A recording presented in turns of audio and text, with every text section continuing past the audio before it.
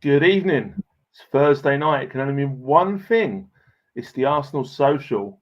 But, Steve, what is the difference? Jamie O'Hara, where are you? You're not on the show tonight. That's the difference, Adam. That's the difference. North London's red. Come on, the Arsenal!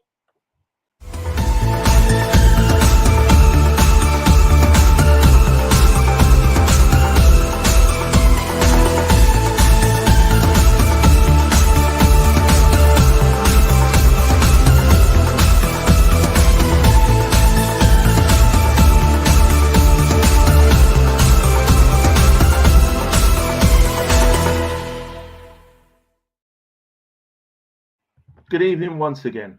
So, Steve, I'd like to say officially good evening and welcome to the Arsenal social Extra. Extra. I So, like that. I like the way you did that, I mate. don't like it because it's a bit X Factor-ish, but I couldn't think of any other way to do it. So extra. So for those who are eagle-eyed amongst us, it's now the Arsenal Social Extra.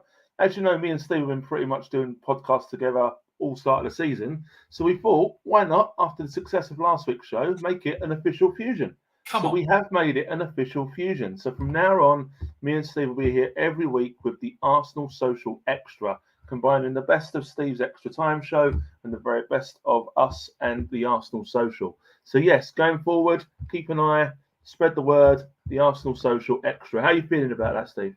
Mate, I'm over the moon. Come on, it had to happen. It's a beautiful. We were dancing around our handbags for way too long. It's time for us to get together, do it properly.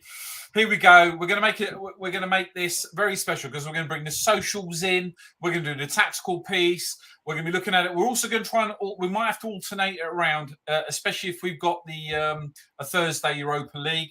Hopefully, by the end of the season, that's going to change. Would be a bit more Wednesdays. Who knows, mate? Who knows? Let's see where we end up. But I'm absolutely, Adam, I'm mate. What can I say? Absolutely beautiful, beautiful partnership. Going to be great fun. Looking forward to all of the interaction from everybody. Exactly. And tonight we've got a special show. So tonight we are concentrating on a small game that's happening at the weekend. It's a North London derby special. And with that in mind, we've got a great guest lined up. He's backstage at the moment. We had a good chat beforehand. Everyone in the chat, please go easy. I want to welcome to us Bob, be nice. Come on. our resident Spurs fan. How are we doing, Bob? Welcome to the show. Hi, Adam. Hi, Steve. How are you getting on? Yeah, thanks a million for having me on. Looking forward to it. Looking forward to have a good chat and a bit of crack about the game of the weekend. You're more than welcome. So I don't know about you, Bob, but we've been talking about North London derby for a few weeks now. And I think that, as we briefly mentioned beforehand, we could say it's a big North London derby we've had for years, but like you rightly mentioned before, we had a big one, about April time, which didn't go so well. So we won't dwell on that one.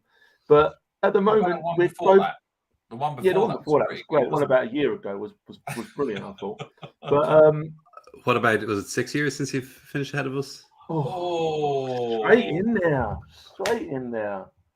I don't know. Two-footed. Oh, that's a 2 foot. No, you're on a yellow. Fair play. But anyway, listen, we're top of the league. Just putting it out there for you, Bob, in case you were aware of it. But you are unbeaten, so something's got to give it this weekend. So it's an exciting game. Early kickoff, train strike. What could possibly go wrong? I mean, come on, what could possibly go wrong? But just before we go into a bit more detail, Bob, how do you feel about Spurs so far? It's over to you. Don't usually ask things about Spurs, but 7 games into the season, how are you feeling from your perspective? Yeah, I'm feeling good. We're not probably playing our best stuff yet, but I think Conte more than that, like we're tough to beat at the moment. I had a look at a few kind of stats over kind of since he's taken us over there before coming on, and he's had 35 games. We've lost 6 of the 35, and we've drawn 7, won 22. Arsenal in the same time, won 24, drawn 1 and lost 10. Interesting enough, both equates to 73 points. Interesting. Yeah, which I was surprised about. I was almost disappointed when I saw that.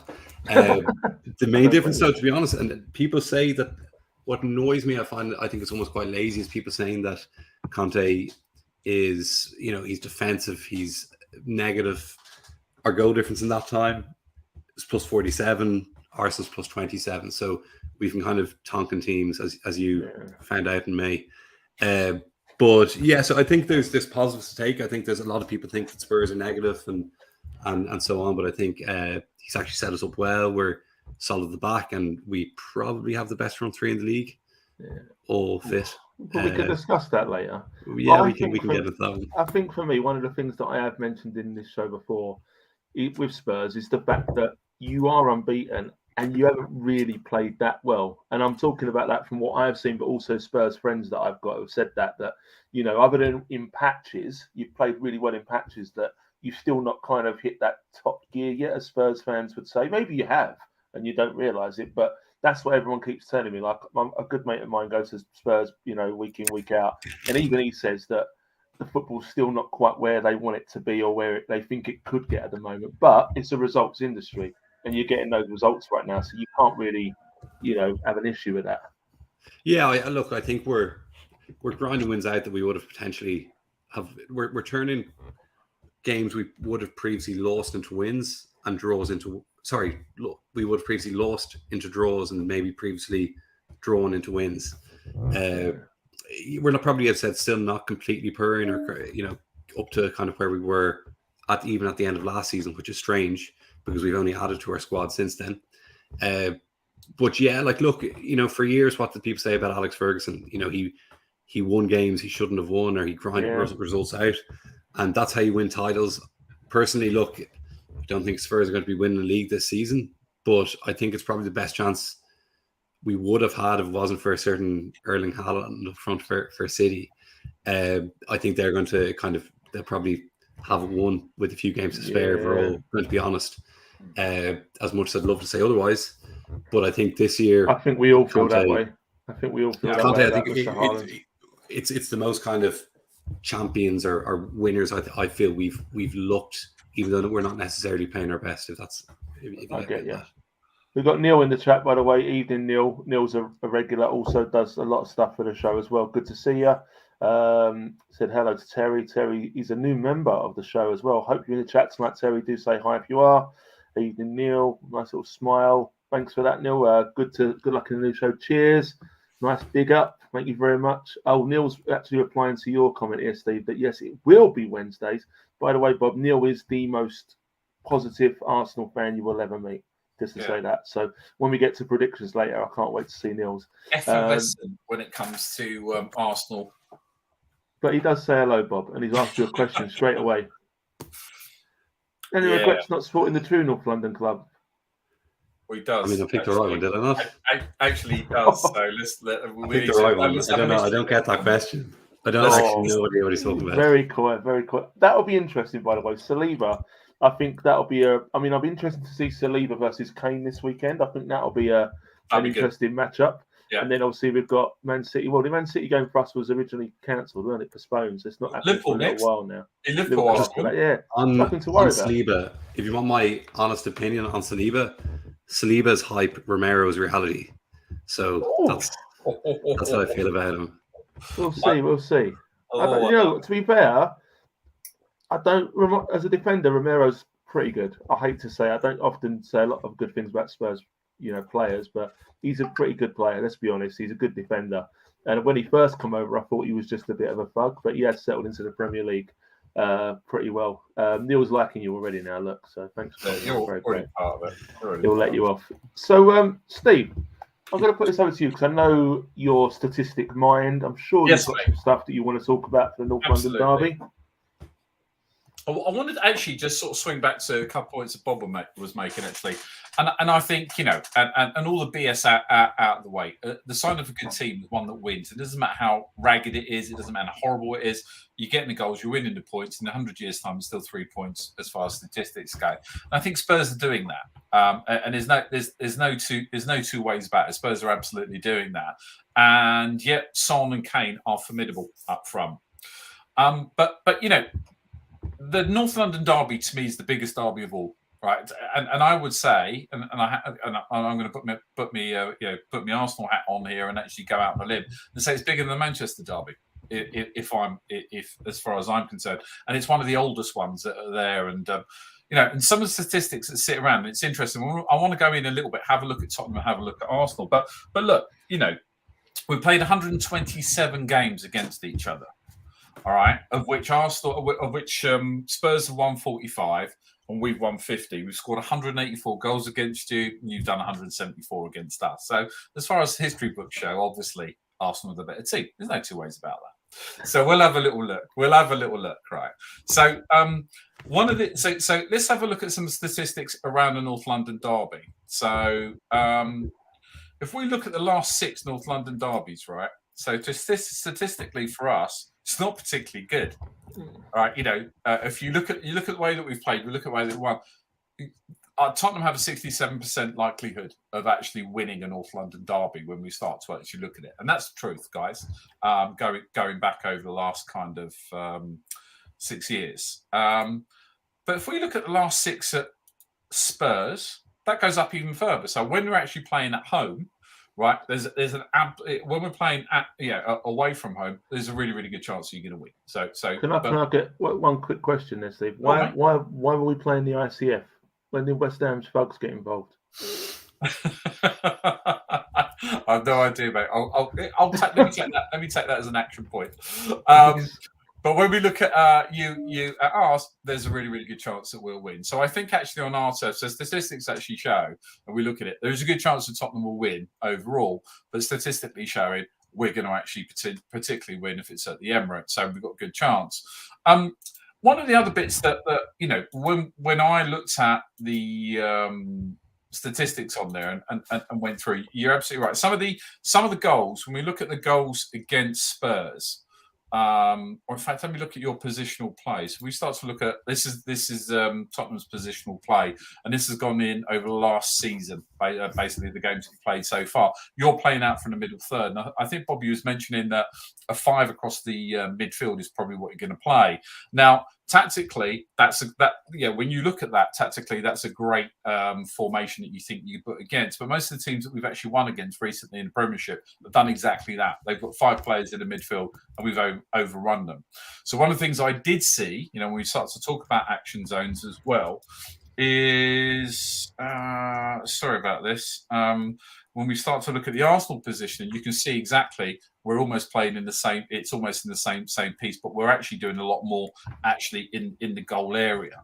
Your statistics actually show from a long distance, you're scoring more goals from long distance. Actually, believe it or not. So I think one of the biggest threats that we're going to have is your rampaging capabilities that come on. So on the break, Tottenham are just absolutely phenomenal. There is no two ways about it. I looked at all the stats actually that are out there, and Tottenham have some of the most frightening stats when it actually looks at on the break. So one of the things around our back four, what they need to be tight on, is actually how we're going to stop that.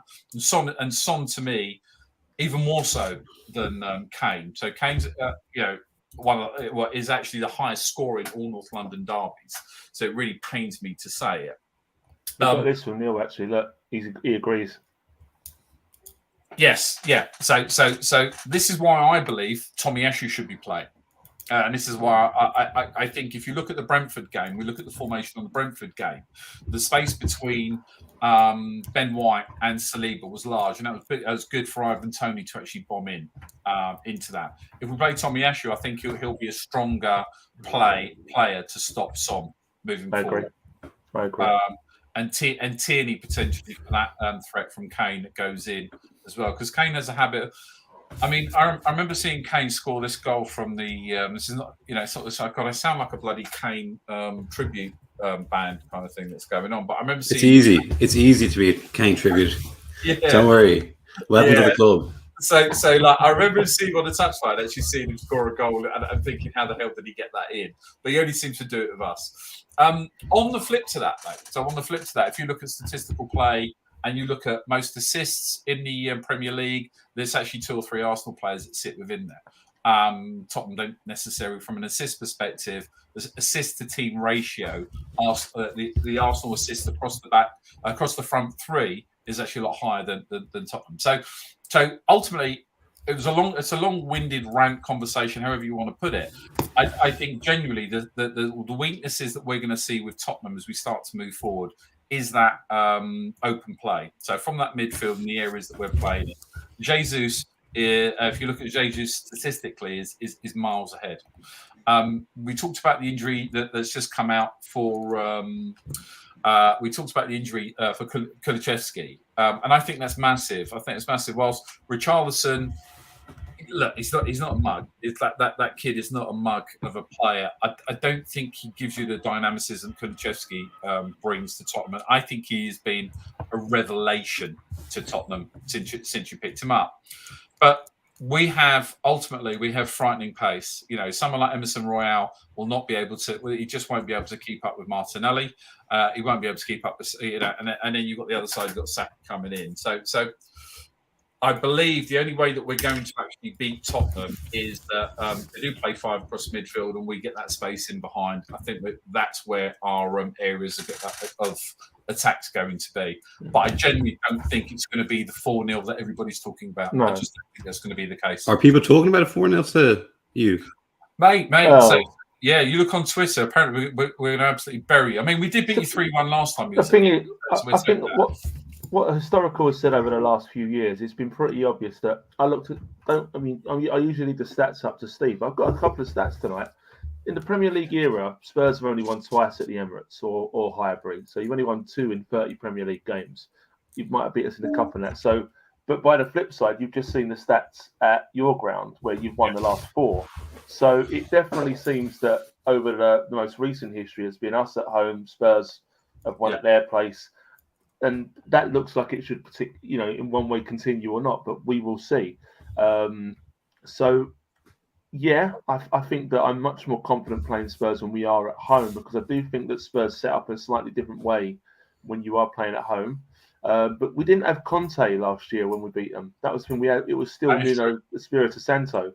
So, and he set it up pretty good last year for Arsenal to attack Spurs.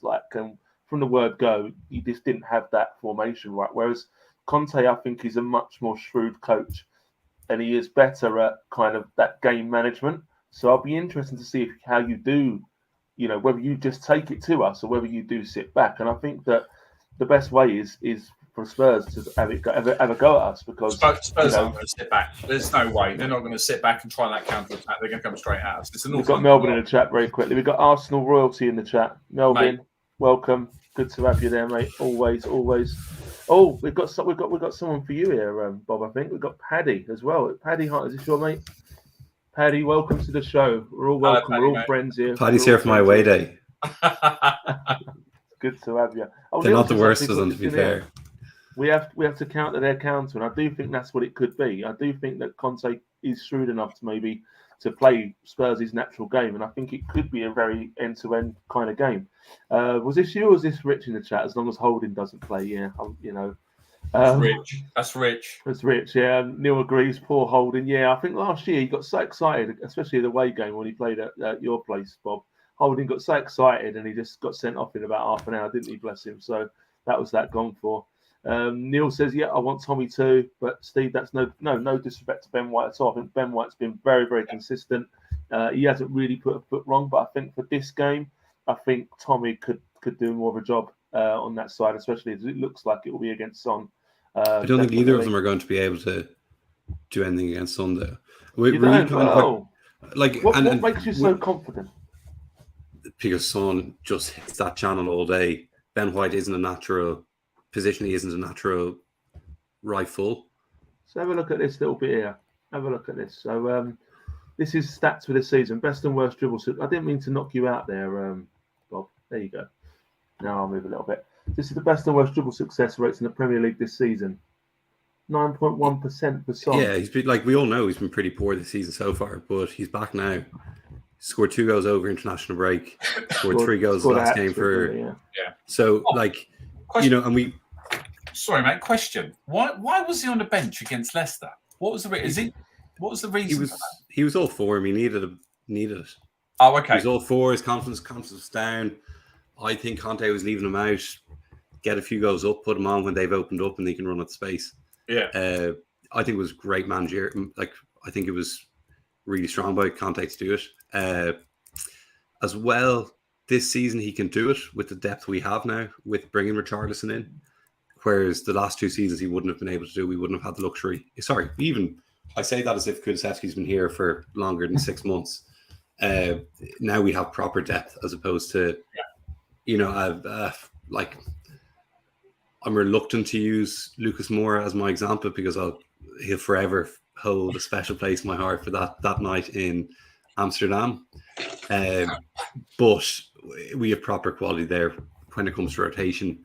So it gave him the luxury to be able to do it, and it worked out well.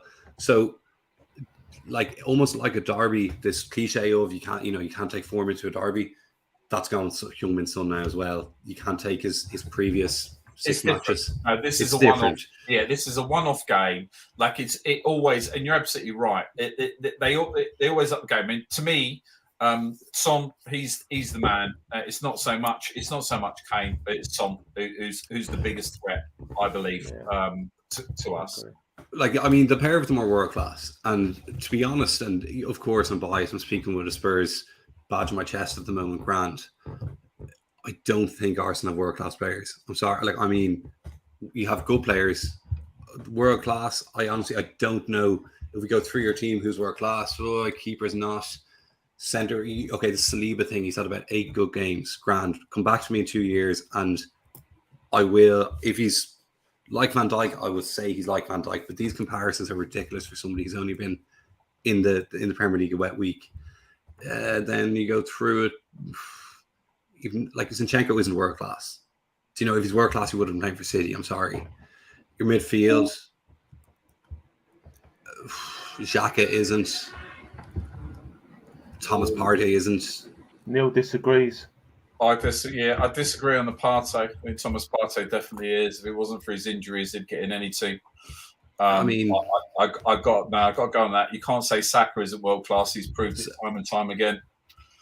So like this debate going on at the moment, Kulusevski or Saka? Every day of the week, Kulusevski. He brings more. He does. He's still on loan for you, anybody. He's still on loan. He hasn't signed. Yeah, but he's like it's as good as done. Like I think it's. If he has 20 games this season, we trigger an automatic. He will be with us, or it will be permanent. I'd take Kulusevski all day over him, and it's probably something we're never going to agree on, no matter how much we could sit here for a few days. You're absolutely, but I think he brings more. I think he's more physical as well. Saka, I think Saka is. It's not that I know we're on a Woolwich pod at the moment, but. I think he's overrated. I don't get it. I think if he wasn't English, he wouldn't get it. He wouldn't get this. I disagree with that. Having watched him before, the hype was there. See him come through. It might be me. It might be me who doesn't get him. 100%. I don't watch. On the flip side, then. On the flip side, Bob, who's world class in your team then? So if you're saying that these players are not world class, who is? Romero, they're all world class. I think in fairness, Lloris is coming to the end, isn't he? Now, yeah, but but he's there. Like, we can say he's coming to the end. Well, so is Saliba if we fast forward 15 years. Do you know, like the world will come to an end someday. But Lloris, I do think Lloris is playing better now than he has. Probably since Mourinho came in, he's up. There was a period before that he was pretty error prone for. Kind of just coming after the World Cup, after he won the World Cup, he started to make a few mistakes. He's cut them out and he's making saves that are saving us points, which are as beneficial as every save he makes like that is as beneficial as a goal. Okay, so I do think he is world class. He's a World Cup winning captain. He's been honestly a life after. Wenger loved him. Wenger absolutely loved him and wanted to go after him. Yeah, 100%. Do you know? I think Romero's world class. I do. Okay, I don't think. Obviously, Royale obviously isn't. No, he's Dyer isn't, but he's a good centre half. Longley again isn't, but he's good centre half. Perisic, I think maybe he's not anymore, but he certainly was of that caliber. He once was. Perisic but he has quality. Like he has proper quality to him. I'm not saying Bentancur or Højbjerg are, and I'm saying 2 of our front 3 are world class. I'm not. Kulusevski isn't world class yet. Grand. Just as Saka is. I think what you said for your players is pretty fair. I'm not going to disagree too much, but I do think you've been a bit harsh on ours. But then that's me. I'm an Arsenal fan. I'm going to stick up for my boys, isn't I? And then but again, so the flip to that is I would have Martinelli over Richarlison all day long. Like, would you have Martinelli over Jesus? They're No, don't need because to. you can play them together. Yeah, they play. Well, no, okay, so you're playing one. Who are you playing? Who's better? I'll be playing Jesus. Okay. Just purely, and I've said this on this podcast time and time again. We play Martinelli on the left, and he's going to terrorize Royale. He's going to. I promise you. Royale he's a decent defender. Can't do anything in the other half. In the most you're getting out of him from in that half is a potential corner that he deflects off out. I get that. He's poor going forward. He'll whip in a ball better than. I've always said that I would like to see Martinelli in the middle. Yeah. I'd like to see when he has played in the middle, the rare occasions, he's always done well. But you were just back to the point you made about Martinelli or Richarlison. Okay. First of all, Richarlison doesn't start for us. Okay. Are you playing who are you picking? Jesus or Martinelli? Well, for a striker. Yeah, who are you playing? Who's better? Who's better? Martinelli's going to play out left. But who's better? Who's better? So he'll always play out left. It's like Sonic Kane. It's like Sonic Kane. But who's better? I could tell you I think Kane is a better player than Son. So who's a better player? But you play them together, don't they? Yeah. Jesus at the moment is a better number 9. Jesus so Jesus is a better player than Martinelli, but Richarlison starts for Brazil over Jesus. So in turn, if Jesus is better than Martinelli, but yes, Richarlison. What I'm saying is Richarlison's a better player than Jesus. No, he's not. Saturday's going to prove it. He's starting. Yeah, but he'll come off the bench and he will honestly shithouse the life out of you. He's going to come off the bench. He's going to do kick-ups. Somebody's going to try to put him in the stands. He'll get booed by your fans, and the Spurs fans will love it. But do I think he's better than Martinelli? Absolutely. Look, I think I honestly don't think there's much between him and Jesus. But Jesus is this star striker of Arsenal who he's going to run amok. He's going to, be a Ballon d'Or winner if I believe everything, I see on Twitter from your Arsenal fans. But I don't think there's much between him and Richarlison. He's Jesus. Of course he is. We got Shane in the chat. Evening, Shane. Confident. This is an interesting one. Confident we can beat Spurs, but if they do, it'll be a help of the officials. I completely agree. Kane will always get a penalty. I think Melvin agrees with that as well, but he'd settle for just the one. He's a clever player. Neil's got an interesting comment. Playing devil's advocate, you can look at previous form. All North London derbies never care about form. I agree with that, but we can't be complacent with the form. Player is a menace against us, and we have to be 100% agreed. Rich is getting involved with the world class. Party and Saliba aren't world class, sadly. I think that Saliba's got the potential to be, but I think I possibly agree with what Bob said there. I agree with you on Saliba. He could be. Do you know, absolutely. Yeah. No, we'll take that. It's a bit early. Absolutely. Yeah. But I do agree with what Neil says. Not many top teams that would not have Jesus or Saliba in their teams. I think, and that's true. That means Neil fancies Ramsey over Lloris. Okay, grand, yeah. As we see it again, no, Hugo Lloris, I'm sorry, like Wenger desperately went after him. So I'll take that. Wenger definitely was well after him. And he's at the end of his career now, so he's not going to be as sprightly. But I got to take it. Yeah, he is a world-class goalkeeper. There's no two ways about it. And will save you more points than he will lose you from mistakes. Absolutely. Yeah. Rich is agreeing with Bob there. Paddy's got involved again. Again, I think we're all in agreement here. Saliba has potential to be world-class yet. Interesting thing now about Arsenal fans wanting Jack gone. Not all of us, to be honest, Paddy. Not all of us. That was quite a divide in the Arsenal camp. I'd say it was pretty 50-50. 50% were quite happy with Xhaka, could see the qualities he brought. 50% did want him go. So not all of us. Partey's good, not world-class. I have to agree with that. I do. I think Partey is good. I think, again, he's probably had that potential to be world-class, but because of one reason or another hasn't really got there. But he still does a hell of a good job with us. Neil agrees with that again. Rich again, let's be honest, Jesus is better than what we had. Yeah, that's true. That was 100%. Yeah. Like Arsenal this season are better. They're better now than they were, for the last 5 seasons probably. There's no doubt in that. I'm more nervous now than I have been going into North London derby for years. Yeah. That's a fair point. For once, we've got an ice skating comment here. Look, don't need Jesus to Martin play together like Torvald and Dean. Not often we get that. Is the bird? Is the female one? Not quite sure. They're not quite sure.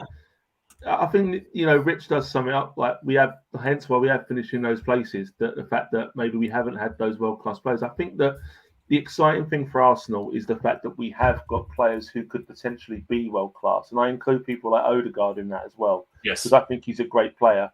I don't think he's there yet, but I think if he carries on in the trajectory he's on, he could become world-class in the next 18 months, 2 years, 100%. I'm just going to finish off doing the chat, and then I've got a very important question to ask Bob in a minute. So, Ref might want to take the headlines. Why are we comparing Martinelli and Jesus? Not quite sure, Neil, but we are. Two different types of player. Rich has got another one here as well. To be fair, Richarlison does always play well. He does, even forever, and even for Watford, he did as well. To be fair, why shouldn't we back up our players? Yeah, I agree. Why shouldn't we? They're our players, and we do. Loki's in the chat. Loki, good to have you, mate. I'm sure we'll get some stellar comments from you. Hello, mate. And also, there's a mutual friend of ours, Bob, in the chat as well. Steve Keane, you unleashed the monster. No, Steve, no apologies. It's good value. I love it. I absolutely love to see it.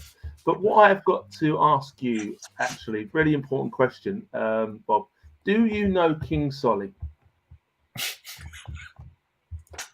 No and I'm guessing by that blank comment, it's no. Mate, King Solly, he is the paramount Spurs fan on we Twitter. love King Solly here. He has his own section on our show.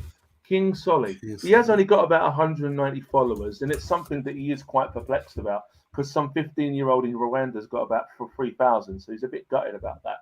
But every week we like to talk about King Solly. King Solly and you have actually got something in common. You both don't really rate Saka, okay? So King Solly's actually been on Saka this week, so here we go. Let me try and move that so you can all see that. So King Solly. So the comment was obviously, congratulations to Bukayo Saka, your England Men's Player of the Year, connected by you. Nice little plug. Didn't this dude miss the penalty and cost his country a trophy in front of the entire world? Brilliant. It wasn't just him, but as you can see, that's the. I think that's a bit harsh, right? A little bit harsh. He's not wrong though. And then also you've got this was messaged after the England when Saka kind of come on. Saka masterclass in his natural position, poke mistake. Saka played for 18 minutes equals masterclass. Arsenal have gone so downhill. He played for nearly 20 minutes actually, King Solly, but let's forget about that. But for me, for the England game, yeah, we played awful. But when Saka come on, played his normal position, we scored 3 goals. Do you know what I mean? This was the guy. So let me just put some context to this, Bob. This was the bloke that when Tottenham FC put out, if you could ask the team any question, or if you could ask Harry Kane any question, what would it be? King Solly's question was, who does the biggest turd out of the team at half time? But he also, it's a fair question, not one I would ask if I could, but it's a fair question. Similarly to you, Bob, he did have a little pop at Jesus this week a bit as well. Arsenal fans really think Jesus is going to start for Brazil at the World Cup.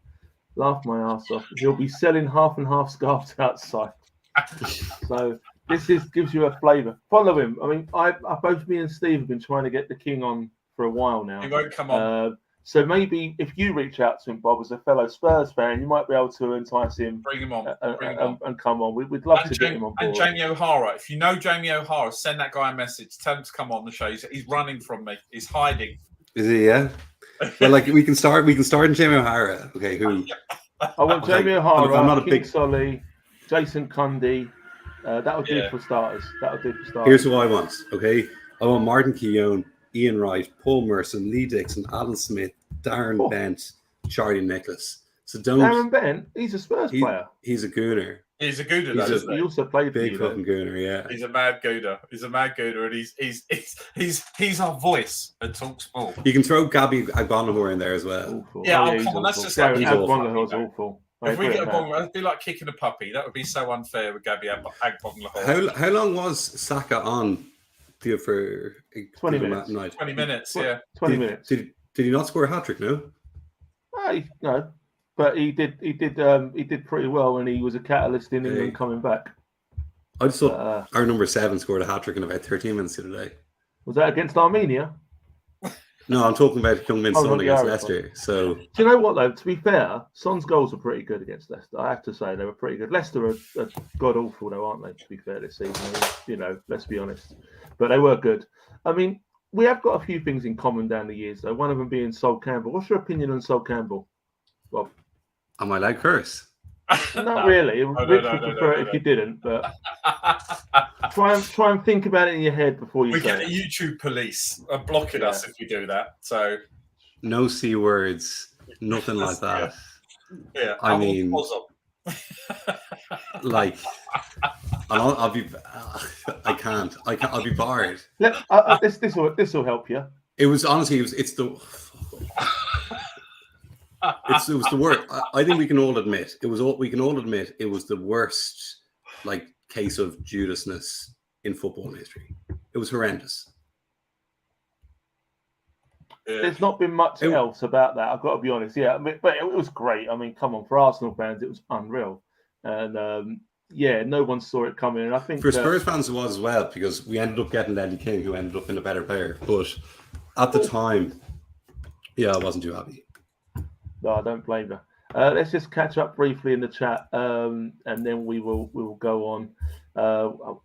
So Neil's come back. Shane's got another comment. Does it matter who has or is more world-class players? It's a team as a whole who gel more. Square pegs in round holes. You can't have 11 world-class players if it doesn't matter. It's a very good point, Shane, actually. Neil's come back with joking aside, it'll be a cracking game. Yeah, I do think it'll be a cracking game. I think that, everything's on there that, it should be good. Rich is now doubting whether King Solly actually exists. There are photographs on there, Rich, so if you want to have a look at him, you can. Although I do sometimes wonder that as well. Anyway, it does not matter who is not world class. All I care about is game by game results, playing great football, getting as far at the table as possible. Just exactly. Just watch the TV to see them. Fair enough. Shane's come back here as well. Sol Campbell's a gooner. Terry's back in the chat. Welcome back, Terry. Hope you're not working tonight. Terry often works. Hope you're doing well. Does boilers. So Terry normally takes a hammer to a boiler. Here's a good stat for you. So Harry Kane scored 13 goals in the North London derbies. Son, who we've been talking about, scored 5. So I was actually going to say this to you earlier on when you were saying how scared you were of him. He, I don't think, is as scary in North London derbies. I think you're looking at it from a point of view of a recency bias, if that's the way of putting it. He scored one against you last season at the Lane, where we thumped you. Then he scored a consolation goal against you last season when we were three down, and then he scored 2 over COVID, I'm going to say, and they were strange games. So obviously they will all take a win in a derby. It doesn't matter if it's a COVID or not, but it was a strange time. I would say against Man City fans hate Son because he always scores against them. For some reason, him against Man City is just goals for us. Whereas against you, recently, he has scored a few, but even the one last season, it was a third goal when you were never getting back in that game. Let's be honest, you were down to 10, you were 2 down at half time. So he hasn't really scored a really impactful goal against Arsenal, if I can say that. And they're all impactful, I know, but a long way that continue, a long way that continue. But it just means just one's overdue. So we'll see. So Neil's pointed out here, hey Terry, your name is in green. You are starred, top man. And Rich has actually now confirmed that Terry is our first ever member. So well done, Terry. Oh mate, come on, round of applause. Well done, fella. We noticed that earlier on. We weren't quite sure what it meant, but well done, Terry. Can we have a boiler section in? Terry, get on with like Boiler of the Month award or something like that.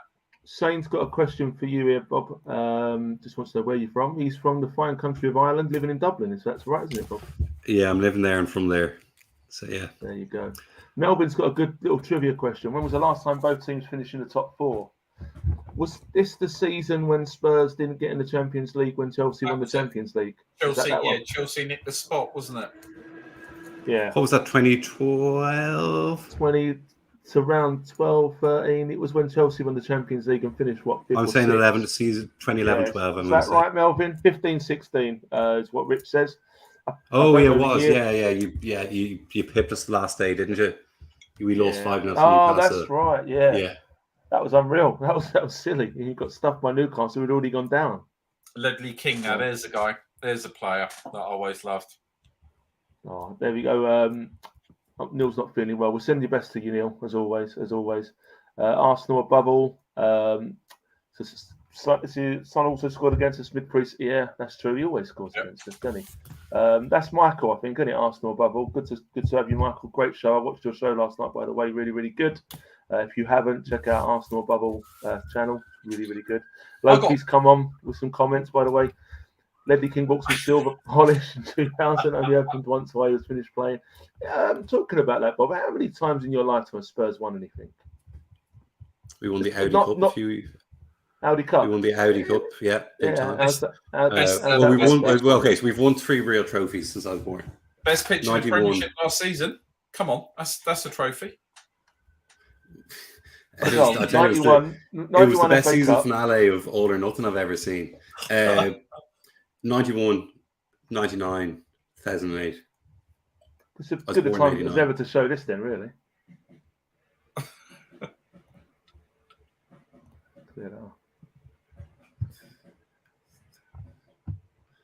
You know what a Betamax is? That's over my head. I do, unfortunately. Yeah, I do too. I'm grabbing one of those little top loaders. Oh, great. And while we're on the subject, I come across this the other day. Oh, that wasn't called for. Okay. That wasn't called for. Come on. Right, I don't think I can. Here's one. I'm going to put it out. I'm going to put it out to everybody. Statistically, then, who's going to be man of the match, do we think, for North London Derby? Oh, how can you say that? Who knows? No, statistic. I've got the statistic. Oh, statistically, okay, probably bloody Harry Kane. Harry Kane. So we've got Harry Kane. What's your rate, Bob? I mean, yeah, you go Kane. Spurs win. It's going to be Harry Kane. Right. Okay. It's definitely not Rob Holding. Oh, leave him alone. Leave Rob alone. Statistically, it's Gabriel Jesus. But based on what? This season's performances? Yes. And Son's not played much for Spurs this year. How's he up there? What statistics are telling us right now? Højbjerg will never get man of the match. Like, he's one guy I could drop kick, like, straight off. I probably couldn't. The guy's a man mountain. But Højbjerg will never get it. But generally, based on how many men of the matches they've had, and statistics show, it's going to be Gabriel Jesus. Although I am quite scared if he gets one more card, that means that he's out for the Liverpool game, to be honest with you. There you go. Rich said it. Yeah, it's true. We've got a question from Neil. Bob, for you. Oh, come on. Behave yourself, Neil. Like this season. And this is the positive Arsenal fan. This season, we reckon, yeah? I feel, we'll win a cup this season. Maybe. Shane's got a little question. If you ask a neutral fan, would you rather take the last 10 years of being a Spurs fan or an Arsenal fan? Who would you take? Spurs fan. But we've won all those FA Cups in the last. If you were to ask me, your team's your team. That's it. If you were to ask me who would I prefer the last 33, what age am I now? 33 and a half years of being a Spurs fan or an Arsenal fan, it's a Spurs fan. Yeah. It was Arsenal. My old boss, who's a big Scouser, he turned around and said he waited 30 years before they actually did anything. So, which I thought was a good way of looking at. That's a good way of looking at it. So, before we kind of move on, this is something that for Arsenal fans have pretty much been thinking this week leading up to the game. I know I have.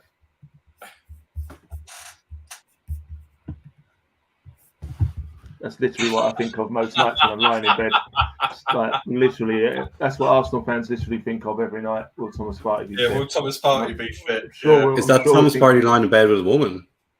I don't think so. But let's not go there.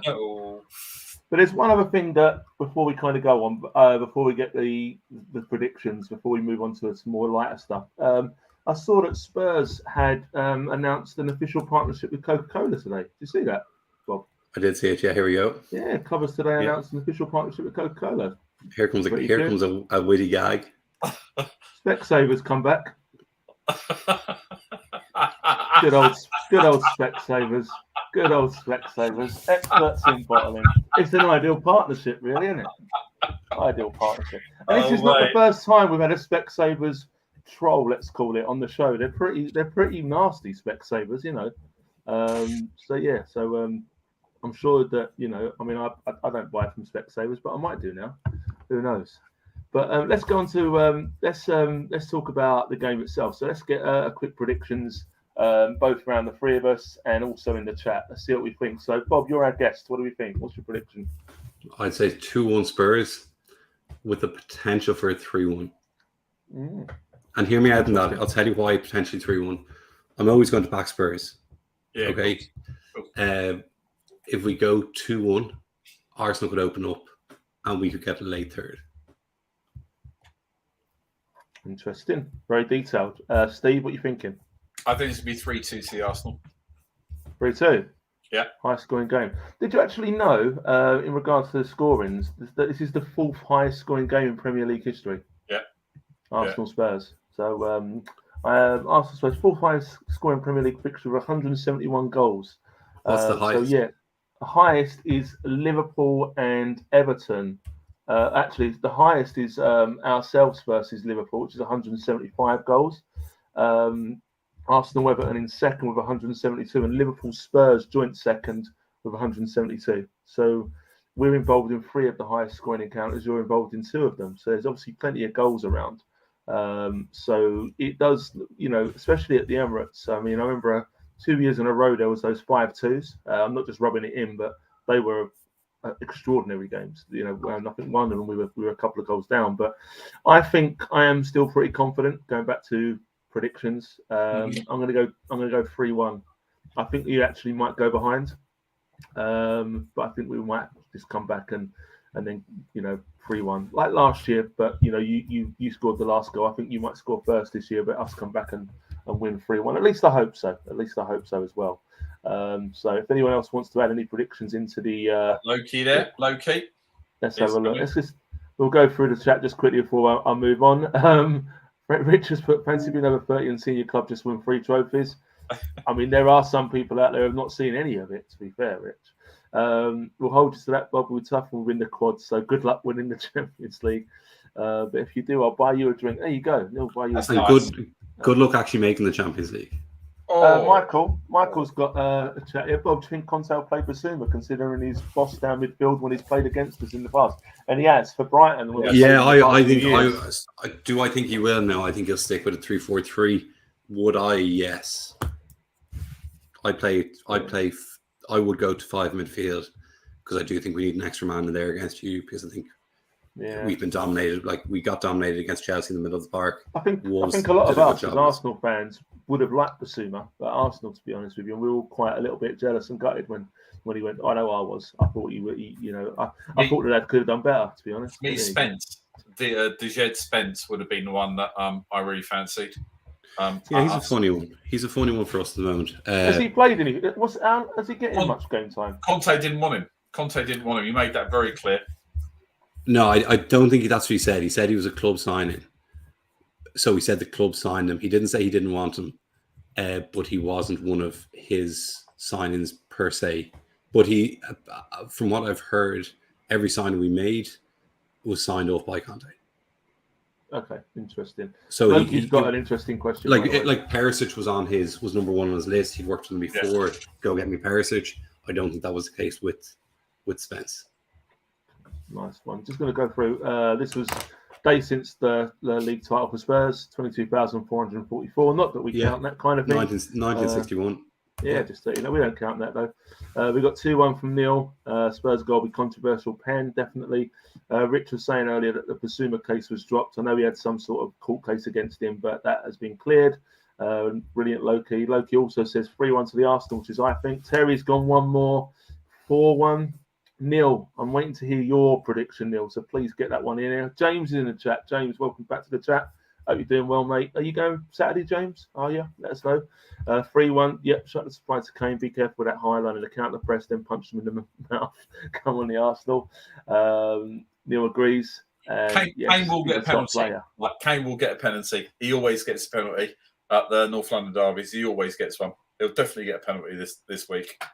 So before we go on, boys, this is kind of now moving away from Arsenal Spurs. We've covered it a lot. We've been talking for 50 minutes actually about Arsenal versus Spurs, which is we could probably go on another 50 minutes, but I want to kind of move on a little bit. So I was having a little bit of I saw this on Twitter the other day, and I want your opinions on this from a guy called Burner. But if you look at the top question, like, what are your top 3 favourite Prem clubs? Mine, City, Arsenal, Everton. I replied, Arsenal. How you can have more than one baffles me. Like, for the question. So then Burner, who apparently is an Arsenal fan, says I can't support Arsenal, but enjoy watching Palace or Brighton. So am I a little bit outdated with the way I'm thinking here? Because I like watching football as a whole, but I can't class anyone else other than Arsenal as being my favourite team. I couldn't list anyone else in the Premier League as saying, well, they're my second, they're my third. Is that me being a bit outdated, a bit more like a dinosaur, or am I being legitimately, like an arsehole here for saying this? I think you can have a soft spot for a team. Of you. Sorry? I think you can have a soft spot for a team. Yeah. And with that, I have a soft spot for Southend United because they were my local team when I grew up, and I look out for their results. And there are other teams that are local to me. I do that as well. But I would never say like, oh, my top 3 favourite teams in the Premier League are, Arsenal, Man City, Liverpool, which they're not, by the way. And then it went on a little bit as well. And I've tried to actually get him on the show to kind of get his point across. And then I put anyone else who said, no, because I'm right. And then he's put, we're not in any competition with Brighton. How does them hypothetically beating Brentford affect us? It's a case of if I went to pick up, I can't even read that now. If I were to pick a side, 9 out of 10 times pick Brighton because the only one team can win. I don't quite know, and that's where I put at the end. I have no idea where you're going with this. And again, I don't quite know where he's at with that, and thankfully not a lot of people agreed with him, and more people actually were saying one club, not just Arsenal. It was like there was Liverpool fans, there were Spurs fans on there who were saying the same kind of thing. But I'm wondering if it's a generational thing, whether people are okay now to like more than one club and be quite open about it, because that's just not the way I was brought up. No. I think more kids are. I think kids these days. Who do I think I am saying that? I think now a lot of kids, the FIFA generation, are playing FIFA. They like Mbappe, so in turn they support PSG. They get a PSG jersey, and then and when he leaves, they'll go and support someone else. Depending on, it's like I'm not into basketball. Okay, I went through a phase. I watched a little bit, but I liked LeBron James, and if LeBron James left, I didn't have enough tie to the Cleveland Cavaliers that I'd keep supporting them. I'd go and follow them with Miami Heat. Okay, and I think that's the way it's kind of gone with a lot of younger people now. They're more kind of FIFA generation. I think James sums it up quite nicely. James' favourite club is the club you support. Clubs you enjoy watching play, totally different. I agree with that, because there are some clubs who I do enjoy watching play football. It doesn't mean I support them or follow them. It just means if they're on the telly, I will probably watch their game more than I would someone I don't like following. It was just interesting. I sometimes like to put these kind of things in here for me and Steve and the panel to chat about. Neil's put an interesting one here. I met someone in a pub one day that supported both Arsenal and Spurs. I picked to explain the meaning of life to him. Brilliant. I love that. And again, Rich has got a good point. It's the half and half scarves that have caused this nonsense. I hate half and half scarves. All of them should be burned. I can't believe they were even selling them at the women's game last week at the Women's North London Derby. Yeah, I saw that. That's horrendous. Shocking, absolutely shocking. But yeah, there's a few more. It's good to see that people are thinking that. There's another little question, I think for you here, Bob, from Shane. Do you think at the end of his career, Harry Kane will not go into a big club? Oh, here we go. Yeah, grand. I haven't heard these before. Every year for the last. Welcome to the Arsenal Social. He broke on in 2013-14 season, I'm going to say. Or was 14? It was 14-15 when he properly broke on. And every summer since then, I get he's gone to this, he's gone to this team, he's gone to that team. And until I see him with a jersey in hand or wearing the scarf, he's a Spurs player. Even last season, I didn't think he was. I think that's the way you've got to. I think it was close to the Man City thing, though. I do think it's a bit closer than everybody made that out to be, because he did have the sulks for quite some time. Yeah, he didn't. He took a while to get going. Yeah. Yeah, I think look at it now. Had he had gone to Man City, when City wouldn't have got Haaland would be somewhere else by now. Could be an interesting turnabout, really. Neil has been very, very, I would think, reserved for him with his For prediction. Neil, yeah.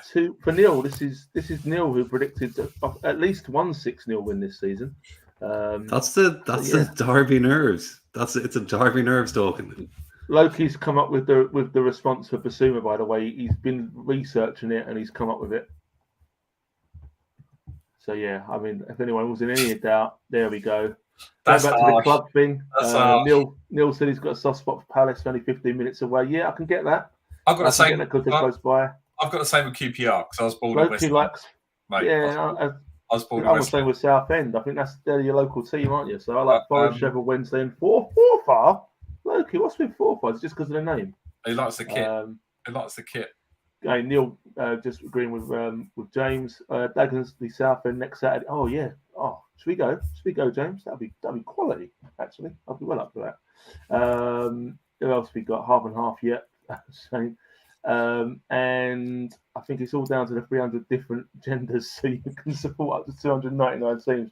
Yeah, I think Terry's hit that nail on the head, actually. Quick one for you guys. You've asked me a few questions there. So one for you. Kane and Son, would you take them in your team? Good question. I mean, yeah. I'm not going to say no, because at the end of the day, Kane's an Arsenal fan. He always has been, let's be honest. He's never going to say he wasn't. Who's going to say no to a striker who scores 20 to 30 goals a season? Like, silly. I think if anyone who says they wouldn't take Kane as a pure footballing perspective, I don't think, would I take him now? Probably not necessarily, but would I have taken him over the last 4 or 5 years? Yeah. Definitely. Son, the same, I think. Like, do me a favor. He would walk into your team. The reason I was thinking that was earlier on. We got into this squabble about Richarlison, this person, that person, Jesus. But bottom line, if we're going to compare like with like, we're going to compare our centre forward against your centre forward, our left sider against your left sider, and both of ours, let's be honest, are better. And we look, as I said, we won't agree on Saka, Kulusevski. We'll never agree with that. That's what I agree. That's what I'm kind of going at. I agree now, but over the last 4 or 5 years, definitely. Villas-Boas, is it Villas-Boas that wanted to get rid of him? Was it Villas-Boas? I'm trying to remember No, it wasn't Villas-Boas. It was when he was keep sending him on loan to like Leicester and Norwich. So like at that point, I definitely would have had Kane. Absolutely, 100%. And look, let's take the animosity between the two teams away. Like, he's a world-class striker, but he's at the end of his career. Would I take Son? 100%. There's no two ways. But I mean literally for the derby. This no, not for the derby. No, not for the derby. No. Not for the derby. Not with the team that we got now. Seriously, not with the team we got now. I agree. Okay. I agree with that. For the derby this weekend, no, I'm happy with the team we got.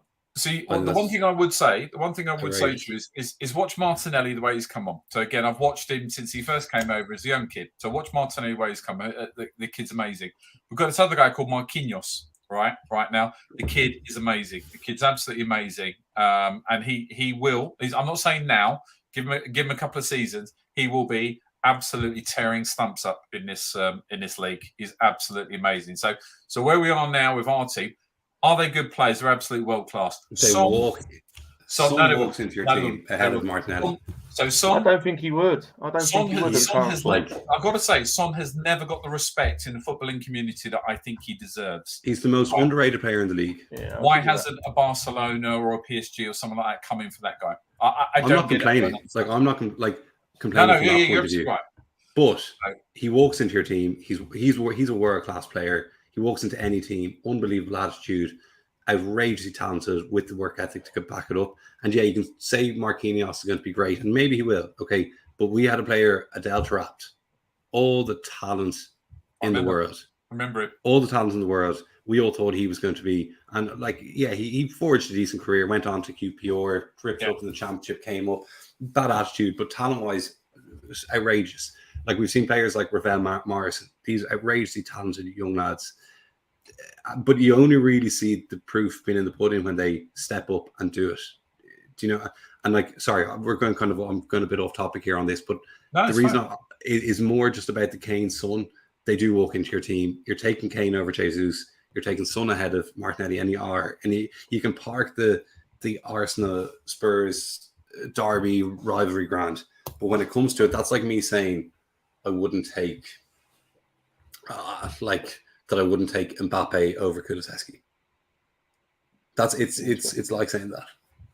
That's why we love football, all the different opinions. So there's a few different reactions to this. So I kind of agree with Neil. Not now. In the past, yes, definitely, but not now. We do have a great balance at the moment.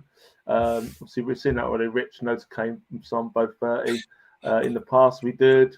If I had to, I'd go for Son out of the two. Now that is James has got some good things to say about Kulusevski. He gets better every time I watch him. Yeah, he does look good. We should have got him. Rich has come back. Oba was better than Kane. Sanchez as well. Sanchez maybe, but not Uber. Not for this derby would change him. Son is the main threat from Loki. Yeah. Neil definitely agrees with that. Rich has come up with a suggestion. Spurs can have Holding this weekend. Yeah, by all means, that's fine. Be nice, Rich. Be nice. Come on, jeez. James has come back saying Son isn't underrated at all. That's mental if you think that, but I don't think that's being derogatory. I think he's rated. Okay, I do think he's rated, but I still think he's underrated. I think with what he does, I think he's.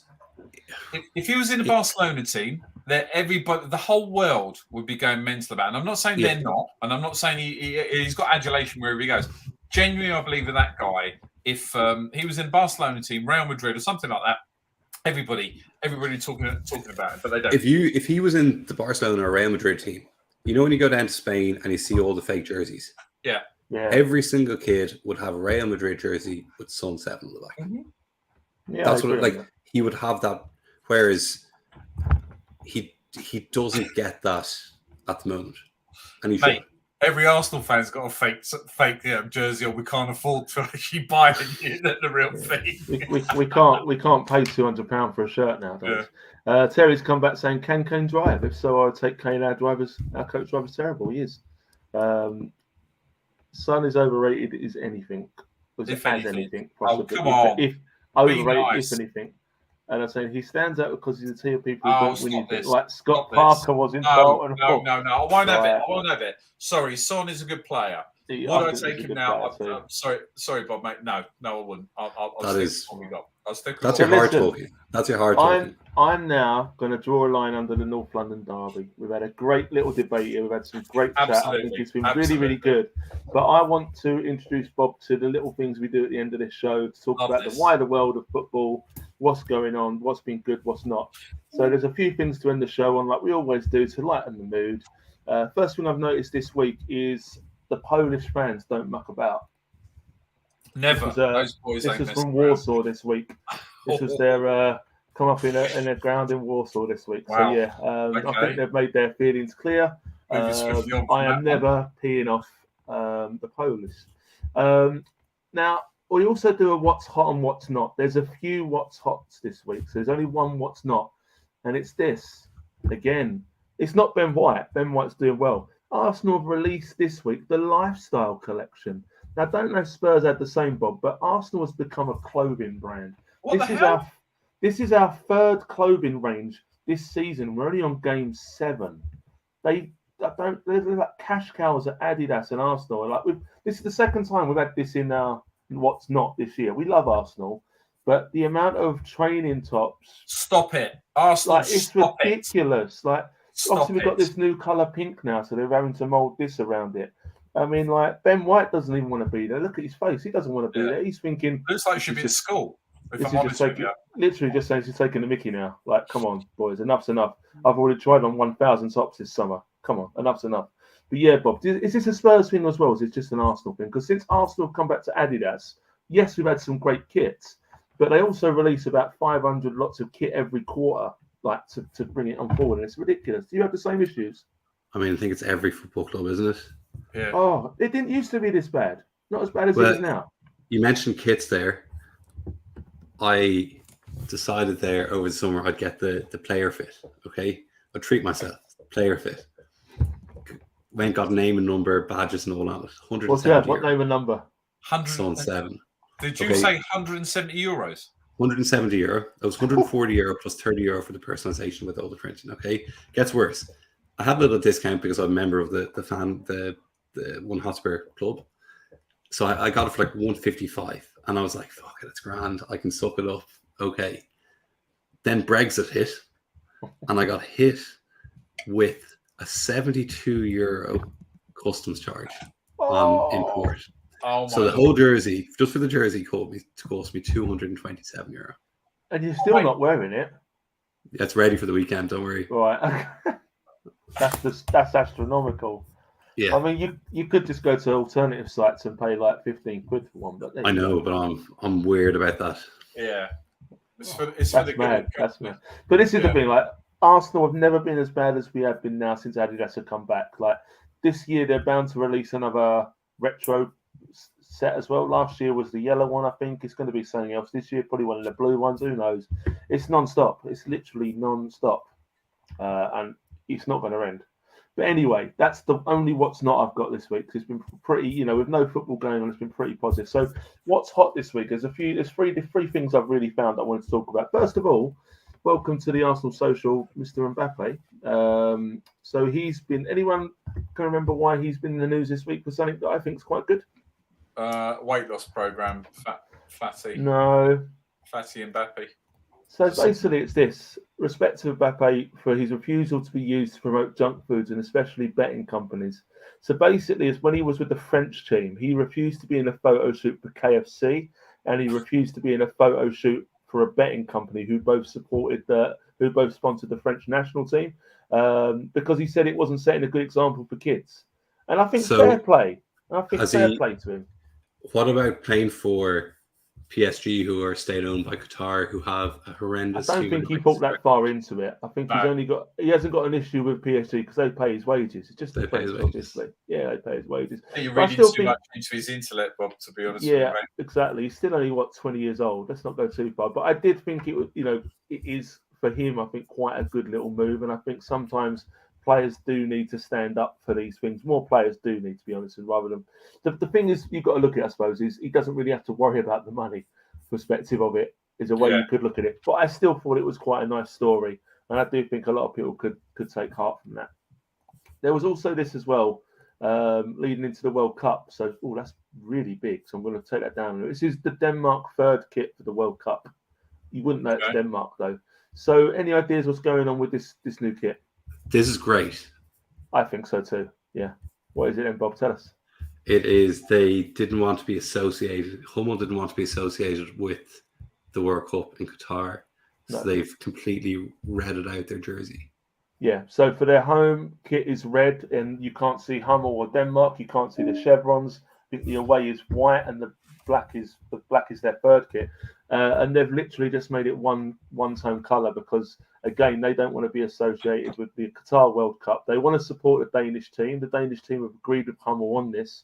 They don't agree with the inhumane conditions that the workers have had to be in. And also the black kit is to pay respect to and in mourning of the people who have lost their lives in building the stadiums for the World Cup.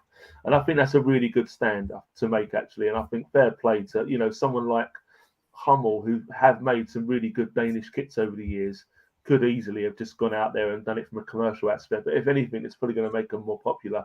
They're black out, they're reds out, they're white outs. They're great. Speaking of underrated, Hummel are probably the most underrated kit manufacturer. I agree. That Denmark kit, 86 was it, World Cup? It's a classic. Really good. Even the ones in the last Euros are really good. They've worth always a lot of money as well. I follow kit prices. Hummel kits are worth a lot from the old days as well. So if anyone's got any anyone's got any legitimate Hummel kits from back in the 80s, they're worth a hell of a lot of money. But yeah, I thought that was quite a nice idea, and I thought it was a really good stand that they're trying to make. Really nice touch. And the last one tonight I've come across was this under-10s team in Nottingham. Here they are. Hello. Who's that? So this under-10s team have actually been sponsored by Hooters. Under-10 Sunday League team. And as you can see, the lad's pretty happy. He looks happy there. He wouldn't be, number 24 Hooters. But then the FA went and banned them. No way. Saying that it didn't set out the right, I don't know what the word they used, the right message to children at that age that Hooters was their sponsor. Now, I don't know. I think it's great the fact that they've got the sponsorship already. Why not? Fair enough. But come on, the FA. This is a club that probably needs money. Coming from someone who looks after grassroots football teams, you take any sponsorship you can get. but the FA have actually gone and banned them and say they can't have it on their shirt. It's only because 65,000 dads turned up to actually watch them all play. Well, I'm pretty sure it was probably one of the dads. It was a coach who probably arranged it one night. It was probably in there. So, but yeah, that made me chuckle. But I also thought, come on, the FA, you've got to get back to things. You've got to wake up. Come, get with the times. Get with the times here. So those are the funny things I've seen this week. But as we said, there was a few more things, but I wanted to concentrate more tonight on that North London derby. Let's catch up with the chat. We've had quite a few comments since we were gone. I've got to find out where we left off, actually. Bob did well, to be fair, with you in the Arsenal arena. Yeah, that's great. That's big up for you there, Bob. Thank you for coming on. We've got the Teletubby range. I think that's going back round to the... To be fair, they don't actually bring ranges out for the more dad body amongst us. So maybe that's something Arsenal could do. Maybe that's why it's not appealing to me. I don't know. But Neil agrees, the merch is absolutely ridiculous. Keep the quality, not the quantity, 100%. Again, Rich says agrees with what I was saying. Ben White looks visible. He'd rather be chasing Gemma Collins. Yeah, okay, fair enough. Ajax's kit last night was the best I've seen in a year. That was really nice, actually. Ajax's kits the past couple of years have been. Oh, did you see that? Did you see that last night? Where they tried to keep they put the wrong goalposts in, apparently 10 centimeters below the stand. Yeah. Oh, it was the Arsenal one. Yeah. I did read that. Yeah. Was that on purpose, do you think? Yeah, I don't know. Obviously scared. Didn't matter though. We're still through. James has got a little comment for your shirt there. Should have got one of the fake Son shirts you were talking about earlier, Bob. Talk to us after the show, mate. We've got close thing is ridiculous. All colours and silly designs. Chicken standing on the foot, which strange. So listen, just before we talk about, and obviously we talk about the chicken. I took my little boy who's 6 to the game on Sunday, Arsenal women's versus obviously North London for the women. Walks into the stadium. He looks at the scoreboard. The first thing he said to me is, "Dad, why is there a chicken on the football?" And that will always sit with me. Just complete innocence. Chicken on the football. Do you like your badge, Bob? Do you like it? Yeah. Of course I do. Leave it at that, really. So I don't know what's going on. What's going on here, then, Neil? Transsexual? Okay, fair enough. Girlfriend. Betting out of football. Yeah, I think that it never will be out of football, but they are trying to minimize it, aren't they? There's huge. Hang on. There's huge statistics that actually show that we're literally bombarded with football, with betting, and I think it was Betfred. It might be Betfred. I'm not going to say who it is actually. A couple of very large betting companies have been fined quite heavily for misrepresentation of betting and sort of enticement into betting this week, based on their advertisement in football. So it needs to, because it genuinely is a disease and does destroy lives. I don't want to get too heavy. I know. Also, Steve, we've got some bad news with this next comment with Rich. It could put an end to our days, I think. Look, I banned adverts on the channel from fast food betting companies and alcohol. And what are we having right here? Yeah, screw you. Here's us pushing for a wine sponsorship every week. You're banning the adverts. We're after a wine sponsor, Rich, and you're banning alcohol adverts. Come on, play with us here. We revolt. Loki's mentioned the Denmark Death shirt. You don't need to advertise alcohol. The social do enough drinking. We throw it already. Yeah, to be fair, we do. We try our best. Going back to the Qatari 8,000 bodies. Yeah, it's absolutely shocking what's gone on there. Steve's a bit late to the party. Yeah, you would take Kane and Son all day. No, not currently, Steve. But we can talk about that when we meet up next week. Not Kane. Son, yes. Kane, no. It's ridiculous. I hope this team gets sponsored by OnlyFans now. Brilliant. Oh, God. If anyone's got a link for that Nottingham under 10s team, that's great. The FA trying to take the more high ground, yet agreeing hilarious. We've got a question. Have you avoided a product sponsoring another team? I gave up Holston Peels the elbow when they were... Oh, that's interesting. I have the same, actually. When Holston were sponsoring Spurs, I was probably the first time around, I was probably too young, but I never actually drunk Holston ever, because I always associate it with Tottenham. So I agree with that. And do you know what? Yeah, I wouldn't go near a few. I tried to even not buy Adidas stuff for a while. I never drink Carlsberg either, because they used to sponsor Liverpool. That's also another thing that I also it tastes like. Can you still get Holston Bills? Well, I'm sure you can probably buy it from Aldi or somewhere now. But, In Ireland you can't get it, and I'd love the idea of just turning up with a few Holston pills. It's a bit of a joke. Is this true, by the way? Mbappe is dating a transsexual woman. Interesting. Apparently so, yeah. Interesting. I was thinking you were going to ask the fact he has a transsexual partner. Okay, interesting. I didn't know that one. I never had Vodafone because they sponsored Man U yet. So Rich you has can come buy. back. I never bought Amstrad. Yeah, You can buy Holston pills in Tesco's. Really? But I think it's only in the UK. Yeah, if you're going, so if you're going to the game this weekend, there's a little Tesco's actually round the corner. It literally is in the stadium grounds, so very close. Also, this is another quick one. I found that through my oldest son. Do you know, like Arsenal have got this stupid thing with Prime, the energy drink. A hydration drink. Jake Paul, KSI. I don't know if you've heard of it, Bob, but Yes. Arsenal have got the official hydration partner of Arsenal is something called Prime, and you can buy bottles at Arsenal now for about £5, but they're being sold in the playgrounds at school for about £15. It's ridiculous. If anyone wants to do a black market on Prime, then you can. I found it absolutely ridiculous. And yeah, Holston Pills, it's horrible. I agree. Not very good. Banned that, but played in Qatar. What one was that to, Melvin? But I think they're actually banning a lot of stuff. But I think we've come to the end of the chat. So listen, it's a little bit longer. Me and Steve usually try and stick to around the hour mark, but we've had a lot to discuss tonight. So first of all, I want to thank everyone in the chat for getting involved. It's been a very, very active chat tonight. Thank you so much, boys. Thank you for being, for the most part, nice to our guest, Bob. Bob, I want to thank you for coming on board. It's been great to have you. Legend. Really enjoyed that chat. Hopefully you'll come back for the reverse fixture. I'll come back for the reverse one, yeah. Steve, I'll leave you with one, just on something you mentioned earlier, a team we can both laugh at in West Ham. First game we went to was West Ham, 2002, 13th of April. And I was I was 13. And there was a lad with on his neck, on the back of his neck, had IFC. Instead of under it, he had written Intercity Firm. So, oh dear. Yeah. Oh dear. No, it doesn't surprise about that lot anyway. No one had the guts to give us. Their stadium does look like a big scrapyard anyway, with a disco inside it. So it's good. Yeah, and Bob, thank you so much for coming on. Really appreciate it. Yeah, we've got some nice chats here. Got some nice chats from Bob. So yeah, great chat. Respect to Bob. North London is always will be red and white. I'm sure you'll agree. At the moment, let's be honest, it's white. We can admit it's white at the moment. It is officially white. We've also got to say massive thank you for Terry for signing up. Yeah, 100% Terry. Well done. First of many. We're not even members yet. What's going on? We better get our fingers out. I do think though, last time I looked, we were top of the league. That's all that matters. Do you know what I mean? We're top of the league right now. You're coming to ours. The stat says, mate, we're going to batter you. It's going to happen. Let's not be negative about it. You know, even if Rich doesn't want alcohol on the show, it's going to happen. You know, in the same way that Saturday's going to happen as well.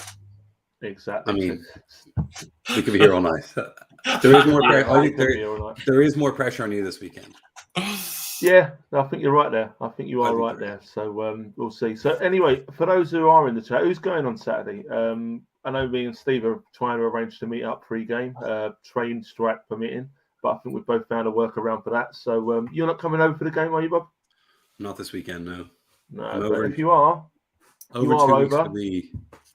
you're over, give us a shout. Give us a shout, buy you a beer. Definitely. If you're over with the lads, definitely. I'll be over in December, mate. I'll be over in December. Yeah, so I'll get a few then. I'm over 3 nights in December as well, so I'll definitely make some time coming over. Yeah, we'll get Matthew out and Stephen Keane, if he's still there, we'll drag him out somehow. There you go, Steve. Drag out that. I'm calling him out now. He is. But I'm seeing Steve next week actually in Scotland. So I'll try and get him to arrange something with you when we go to Dublin. So Neil just saying as well, happy to engage in respectful banter. 100%. It's always been good. I hope you have hopefully got a little bit out of the show tonight, Bob. I hope we were quite nice. We generally like to be respectful. We like the banter. Yeah, look, it's a very light show. I don't mind getting into a good conversation. Yeah. You know, I think we don't need to be. It's all a bit stupid on Twitter and stuff at the moment. Yeah. So it's good to have just a good chat about the football We both love football. We both hate each other's teams. That's what it's all about, isn't it? Exactly, that's what it's all about. And on that note, thank you very much, everyone. Let's look forward to Saturday. From me and Steve's perspective, come on, you guys. North London! Come on!